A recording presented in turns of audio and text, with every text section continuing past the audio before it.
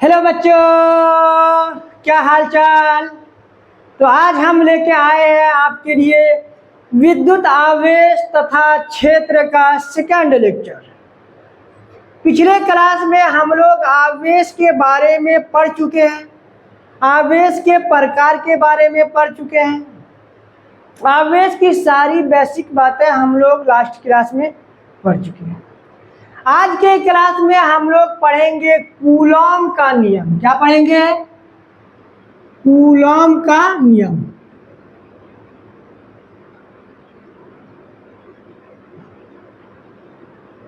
Coulomb का नियम।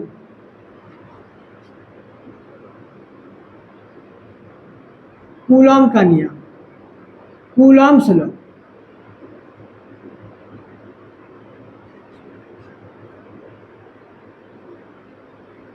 Coulomb's law. Coulomb का नियम कहता है कि दो बिंदु आवेशों के मध्य, दो बिंदु आवेशों के मध्य, दो बिंदु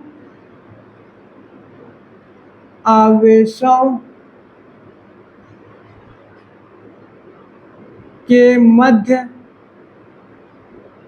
दो बिंदु आवेशों के मध्य लगने वाला बल दोनों आवेशों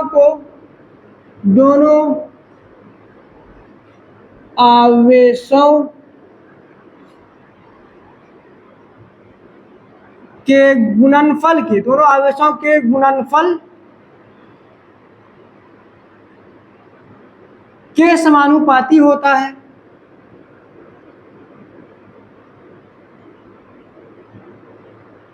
तथा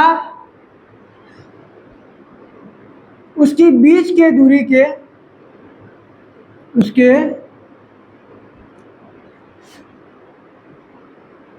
बीच की दूरी के वर्ग के व्युत्क्रमानुपाती होता है।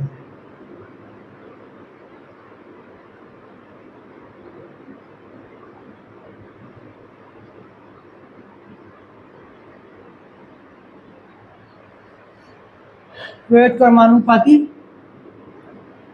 होता है। दो बिंदु आवेशों के मध्य लगने वाला बल दोनों आवेशों के गुणनफल के समानुपाती होता है और उसके बीच की दूरी के वर्ग के व्युत्क्रमानुपाती होता है। ठीक है, चलो समझते हैं इसको। तो पिछले क्लास में हम पढ़े हैं क्या कि प्लस चार्ज प्रतिकर्षित करता है, माइनस माइनस भी प्रतिकर्षित करता है। प्लस चार्ज प्रतिकर्षित करता है,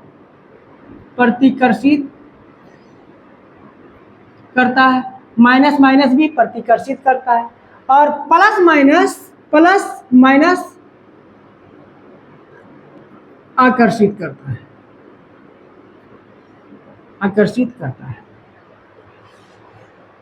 दो समान आवेश प्रतिकर्षित करता है और विपरीत आवेश आकर्षित करता है। अब सवाल ये उठता है कि कितने बल से प्रतिकर्षित करेगा या फिर कितने बल से आकर्षित करेगा। इसके बारे में हमें कूलॉम के नियम से पता चलेगा। तो कूलॉम का नियम कहता है कि दो बिंदु आवेशों के मध्य लगने वाला बल दोनों आवेशों के गुणनफल के समानुपाती होता है और उसके बीच की दूरी के वर्ग के व्युत्क्रमानुपाती होता है। आओ समझते हैं इसको। मान लो हमने दो आवेश लिया, प्लस Q1 और प्लस Q2। दोनों आवेश के बीच की दूरी R ले ली। दोनों आवेश के बीच की दूरी R है। ठीक है,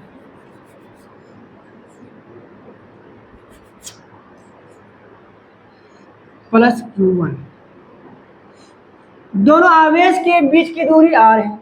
तो Q1 Q2 पर एक बल लगाएगा। कैसा बल लगेगा? पॉजिटिव है, दोनों ही धनात्मक है, दोनों ही सेम नेचर का आवेश है, तो दोनों एक दूसरे पर प्रतिकर्षण बल लगाएगा। Q2 Q1 के ऊपर एक बल लगाएगा, ऐसे force on one due to Q2 Q1 के ऊपर एक बल लगाएगा F12, और Q1 Q2 के ऊपर एक बल लगाएगा F21। दोनों ही एक दूसरे पर बल लगाएगा, दोनों ही एक दूसरे पर बल लगाएगा। तो कूलम सर ने, कूलम चचा ने कहा कि ये दोनों बल आपस में समान होगा। सबसे पहले बात इसकी कर लेते हैं कि ये जो बल लगेगा, ये जो बल लगेगा दोनों आवेशों को मिलाने वाले रेखा के अनुदिश लगेगा। लिख लो इसको, ये बल दोनों आवेशों को मिलाने वाली रेखा के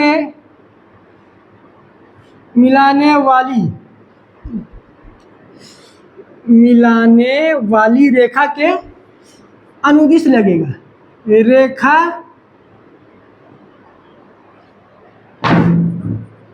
के अनुदिश लगेगा। ये जो बल लगेगा दोनों आवेशों को मिलाने वाली रेखा के अनुदिश लगेगा, लाइन के अनुदिश लगेगा। क्लियर है? तो कूलम सर ने, कूलम चचा ने कहा कि ये जो बल है, ये बल आपस में बराबर होगा। F12 बराबर होगा F21 के, दोनों ही बराबर होगा। दोनों का परिमाण बराबर होगा, बट दोनों की दिशा विपरीत होगी। दोनों ही बल बराबर होगा। Q1 पर लगने वाला बल Q2 पर लगने वाले बल के बराबर होगा, मगर दोनों बल की दिशा विपरीत होगी। तो हम लिखेंगे F is equal to F12 का मोड बराबर F21 का मोड, दोनों ही बराबर है।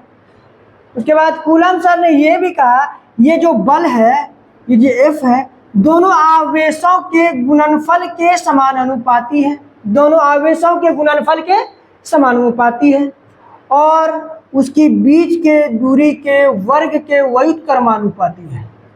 उसके बीच की दूरी के वर्ग के व्युत क्रमानुपाती है।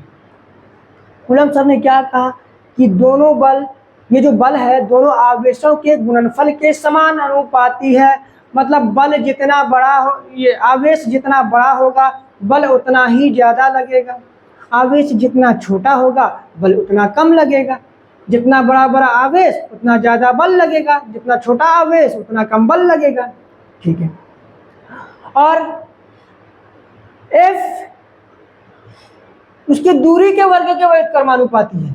दूरी के वर्ग के व्युत क्रमानुपाती है, मतलब ये कि अगर दोनों आवेश की दूरी को हम बढ़ाएंगे तो उसके ऊपर लगने वाला बल कम होगा, और उसका दूरी घटाएंगे तो बल ज़्यादा लगेगा। अगर हम इसके दोनों आवेशों के बीच की दूरी को अगर हम हाफ कर दें तो बल 4 गुना हो जाएगा। क्लियर है? तो हमने इन दोनों को उठाया और लिखा F is proportional to Q1 Q2 by R square. F समानुपाती होगा Q1 Q2 by R square. Clear है यहाँ तक? अब इसके बाद यहाँ से F का फॉर्मूला निकल के आ गया कि Q1 Q2 by R square. ये K कहाँ से आया सर? समान अनुपाती हटेगा तो कांस्टेंट आएगा, स्थिरांक आएगा। समान अनुपाती हटेगा तो कांस्टेंट आएगा, प्रोपोर्शनल हटेगा तो कांस्टेंट आएगा। क्लियर है यहाँ तक? अच्छा, ये K जो है, ये K क्या है? एक स्थिरांक है।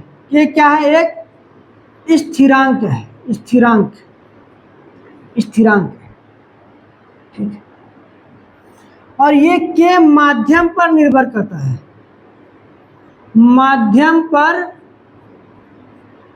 निर्भर करता है। K का वैल्यू निर्वात के लिए होगा 9 × 10⁻⁹ 9 न्यूटन मीटर स्क्वायर पर कूलम स्क्वायर। के का वैल्यू निर्वात के लिए कितना होगा? 9 इंटू 10⁹ न्यूटन मीटर स्क्वायर पर कूलम स्क्वायर। किसके लिए है ये? निर्वात के लिए। निर्वात के लिए, निर्वात के लिए के का वैल्यू अलग होगा, जल के लिए के का वैल्यू अलग होगा, किसी और माध्यम के लिए के का वैल्यू अलग होगा। ठीक है। और ये F जो है, ये फोर्स जो है, ये भी माध्यम पर निर्भर करता है। दोनों आवेशों पर लगने वाला बल जो है, ये भी माध्यम पर निर्भर करता है। चार्ज निर्वात में होगा तो अलग बल लगाएगा, जल में होगा तो अलग बल लगाएगा, जिस माध्यम में होगा उसी के अनुदिश बल लगाएगा इसमें। क्लियर है? यहाँ तक क्लियर है? छाप लो।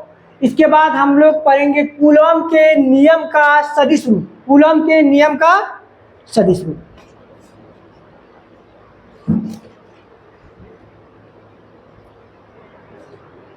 छाप लिए? मिटा दे।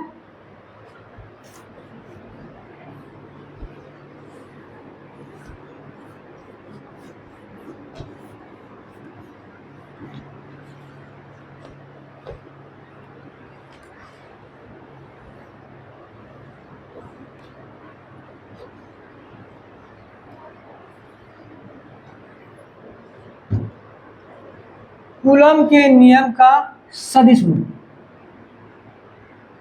कूलॉम के नियम का सदिश रूप।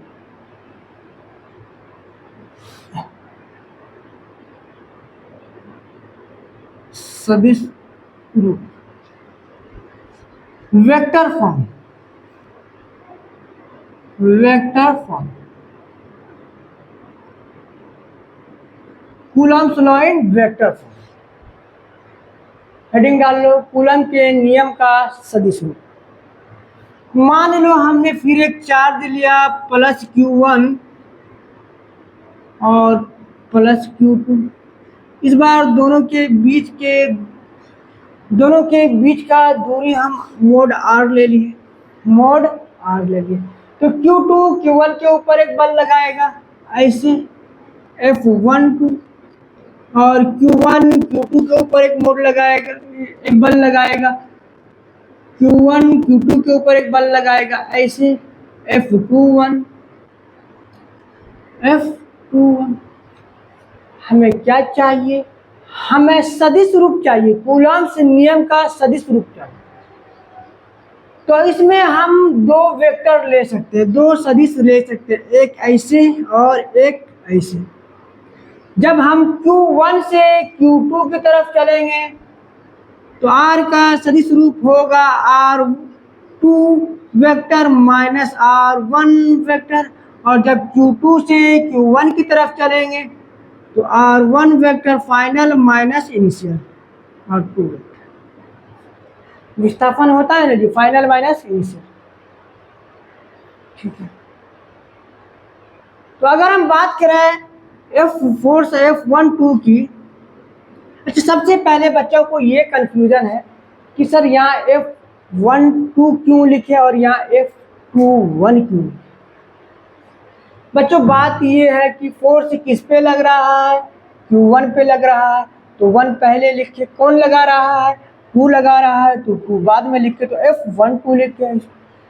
और उसके बाद यहाँ पर फोर्स किस पे लग रहा है? Q2 पे लग रहा है, तो 2 पहले लिखेंगे। और कौन लगा रहा है? Q1 लगा रहा है, तो 1 को बाद में लिखेंगे। क्लियर हो गया? अब इसमें कोई कंफ्यूजन नहीं है। तो अगर हम बात करें F12 की, तो F12 बराबर क्या होगा? K Q1 Q2 by R square. K Q1 Q2 by R square. यहाँ तक तो हम लोग पढ़ लिए थे। ये तो अदिश रूप है, हमको तो सदिश रूप चाहिए। सदिश रूप के लिए क्या चाहिए? वेक्टर फॉर्म के लिए क्या चाहिए? सदिश रूप के लिए क्या चाहिए? सदिश रूप के लिए चाहिए हमें तो पहले चाहिए परिमाण, परिमाण और फिर दिशा। सदिश रूप के लिए हमें परिमाण प्लस दिशा दोनों ही चाहिए, परिमाण प्लस दिशा दोनों ही चाहिए। परिमाण तो है हमारे पास, अब हमको क्या चाहिए, दिशा चाहिए। तो दिशा कैसे निकालते हैं हम लोग, डायरेक्शन कैसे लेते हैं, यूनिट वेक्टर से। किससे लेते हैं, यूनिट वेक्टर लेंगे हम। इसका क्या लेंगे, यूनिट वेक्टर। क्या बोलते हैं, सदिश इकाई लेंगे। इसका यूनिट वेक्टर क्या होगा, r1 vector minus r2 vector का यूनिट वेक्टर लेंगे। यूनिट वेक्टर कैसे निकालते हैं हम लोग, मान लो हम a का यूनिट वेक्टर निकालें तो कैसे निकालेंगे, vector a divide by mode a, इसी तरह निकालेंगे। तो r का यूनिट वेक्टर क्या होगा, r का यूनिट वेक्टर क्या हो जाएगा, vector r minus r1 minus r2 का यूनिट वेक्टर क्या होगा, vector r1 minus vector r2 by vector r1 minus r2 का मोड। यूनिट वेक्टर क्या हो जाएगा, vector r1 minus r2 divide by r1 minus r2 का मोड। तो यहाँ से F12 बराबर होगा k q1 q2 by mod r square, और यहाँ क्या होगा, r1 का वेक्टर माइनस r2 का vector divide by r1 vector minus r2 vector का mod, r1 vector minus r2 vector का मोड। क्लियर है यहाँ तक। उसके बाद अच्छा, ये r1 vector minus r2 vector का मोड क्या है, ये r1 vector minus r2 vector का मोड क्या है, ये r1 वेक्टर r2 वेक्टर का मोड वेक्टर r ही तो है। ये r1 माइनस r2 का मोड वेक्टर r के बराबर तो होगा। तो अब यहाँ लिखेंगे हम F12 is equal to k q1 q2 by r1 minus r2 के मोड का होल क्यूब, और ऊपर में आएगा क्या, vector r1 minus r2, vector r1 minus r2। Clear है, चलो छाप लो इसको।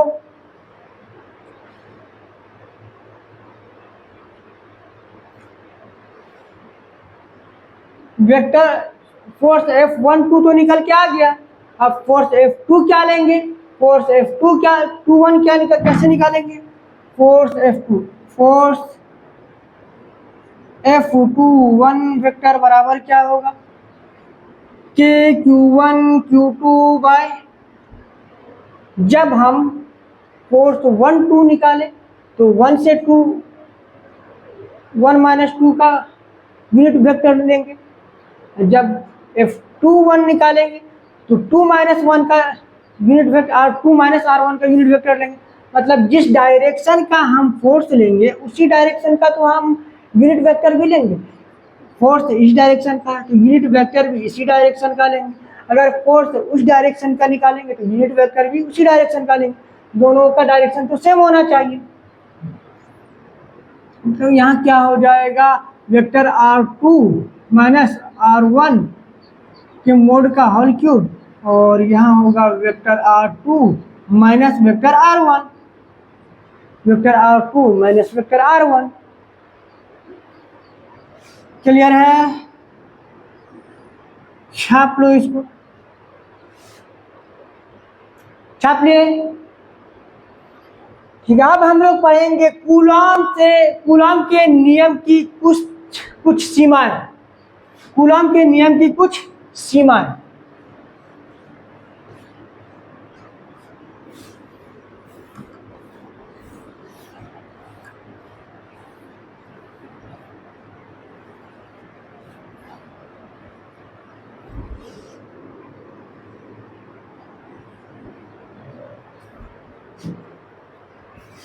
कूलॉम के नियम की सीमाएं,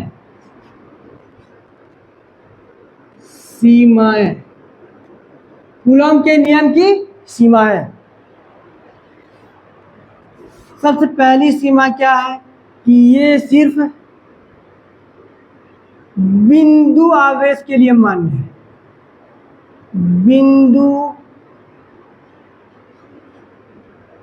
आवेश पर इसको सिर्फ बिंदु आवेश पर लगाया जा सकता है।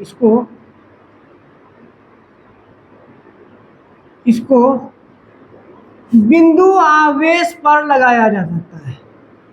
बिंदु आवेश पर ही लगाया जा सकता है, पर ही लगाया जा सकता है। ये केवल बिंदु आवेश के लिए मान्य है, बिंदु आवेश के लिए केवल मान्य है, छोटे से आवेश के। ठीक है, इसको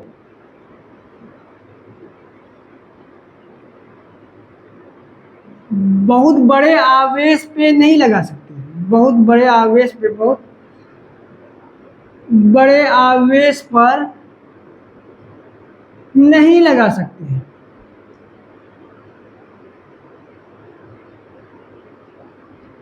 ये आवेश केवल बिंदु आवेश पर ये कूलॉम का नियम केवल बिंदु आवेश पर लगाया जा सकता है। कूलॉम के नियम को बहुत बड़े आवेश पर नहीं लगाया जा सकता, उसके लिए ये मान्य नहीं है। ये आवेश तभी लगेगा, इसको तभी लगाया जा सकता है जब दोनों आवेश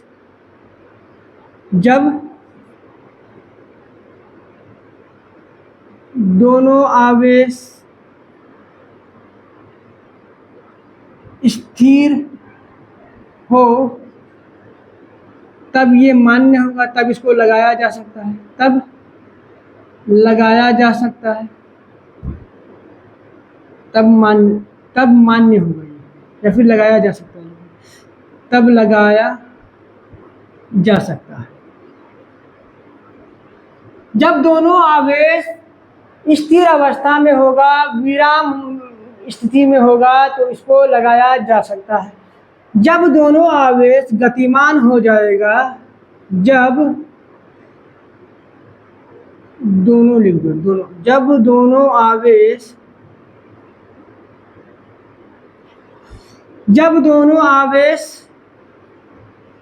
गतिमान हो जाएगा, गतिमान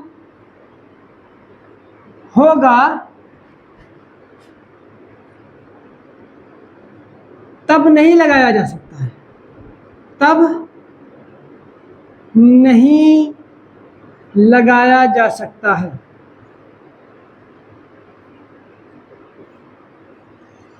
जब दोनों आवेश स्थिर अवस्था में होगा तो कूलॉम के नियम को लगाया जा सकता है। जब दोनों आवेश गतिमान स्थिति में होगा तो नहीं लगाया जा सकता है। अच्छा, जब एक आवेश स्थिर हो, जब एक आवेश स्थिर और एक गतिमान हो, तब क्या होगा? तब इसको लगाया जा सकता है, तब लगाया जा सकता है। कूलॉम्स लॉ सिर्फ बिंदु आवेश पर लगाया जा सकता है, बिंदु आवेश के लिए मान्य है। बहुत बड़े आवेश के लिए कूलॉम्स लॉ मान्य नहीं है, इसको नहीं लगाया जा सकता है। जब दोनों आवेश स्थिर स्थिति में होगा, स्थिर अवस्था में होगा, तो कूलॉम का नियम मान्य है, लगाया जा सकता है। और जब दोनों आवेश गतिमान होगा तो कूलॉम के नियम को नहीं लगा सकते। जब एक आवेश गतिमान होगा, दूसरा स्थिर अवस्था में होगा, तो कूलॉम के नियम को लगाया जा सकता है। कूलॉम तब इसके लिए कूलॉम का नियम मान्य होगा। क्लियर है यहाँ तक? छाप ले। इसके बाद हम लोग अपना लास्ट टॉपिक पढ़ेंगे आज का, प्रिंसिपल ऑफ सुपरपोजिशन, अध्यारोपण का सिद्धांत। छाप लो इसको, मिटा दे।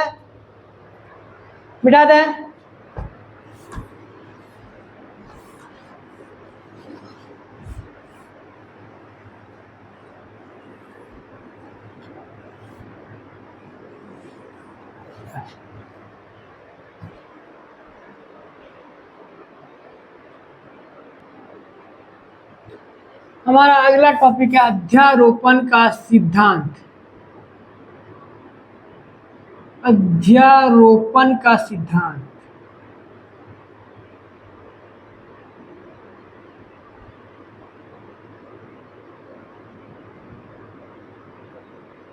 अध्यारोपण का सिद्धांत, principle of superposition.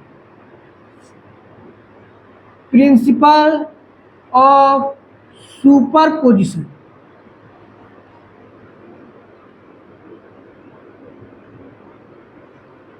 Principle of superposition.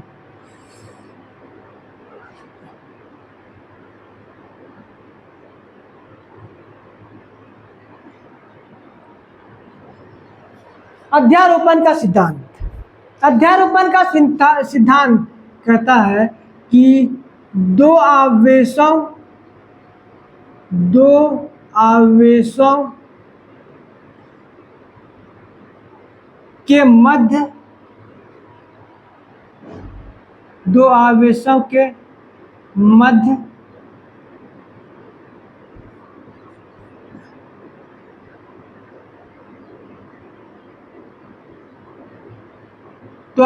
के मध्य लगने वाला बल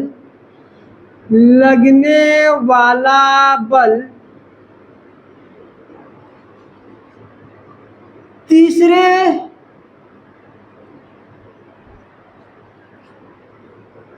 बल की उपस्थिति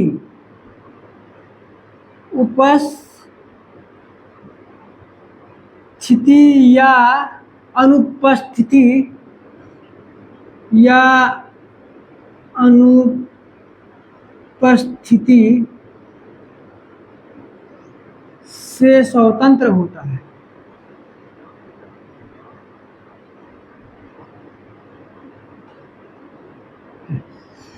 अध्यारोपण का सिद्धांत कहता है कि दो आवेशों के मध्य लगने वाला बल तीसरे आवेश की उपस्थिति या अनुपस्थिति से स्वतंत्र होता है।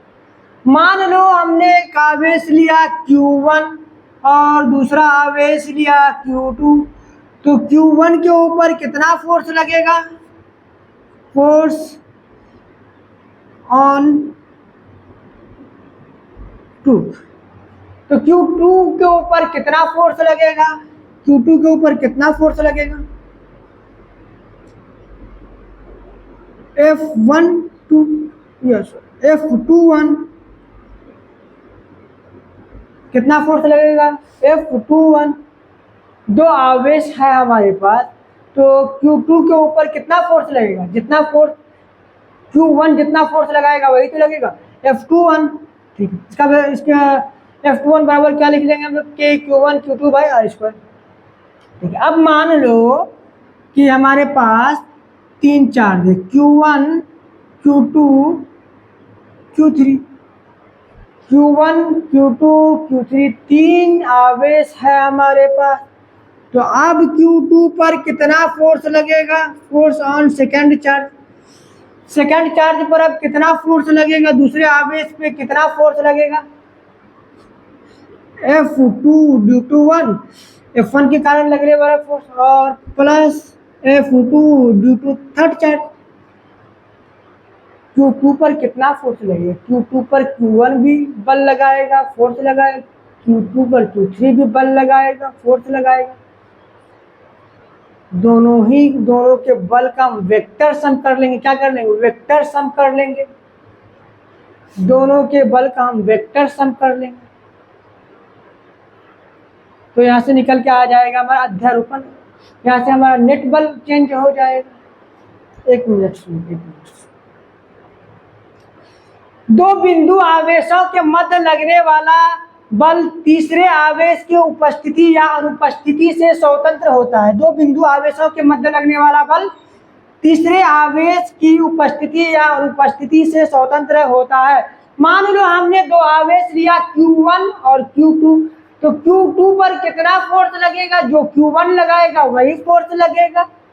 उसके बाद हमने तीन आवेश लिया Q1 Q2 और Q3। तो Q1 Q2 पर जो फोर्स लगा रहा था वो तो लग ही रहा है। क्या Q3 के आने की वजह से Q2 के ऊपर लगने वाला फोर्स बदलेगा?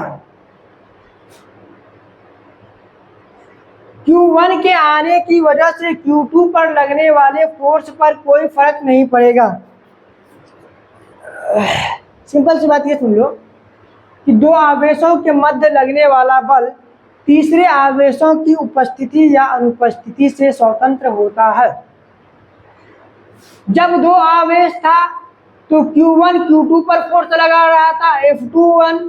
जब तीसरा आवेश आ गया तो इन दोनों के बीच के बल पे कोई परिवर्तन नहीं होगा।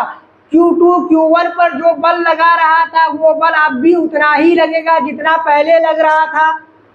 Q3 के आने की वजह से इस पर कोई प्रभाव नहीं पड़ेगा, इसके बल में कोई परिवर्तन नहीं होगा।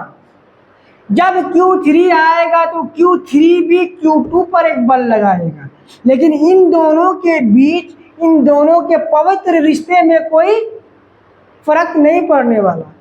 तो Q1 Q2 के बीच में कोई परिवर्तन नहीं होगा Q3 के आने की वजह से, मगर Q2 पर कुल बल, नेट बल चेंज हो जाएगा। Q2 पर नेट बल का मान चेंज हो जाएगा।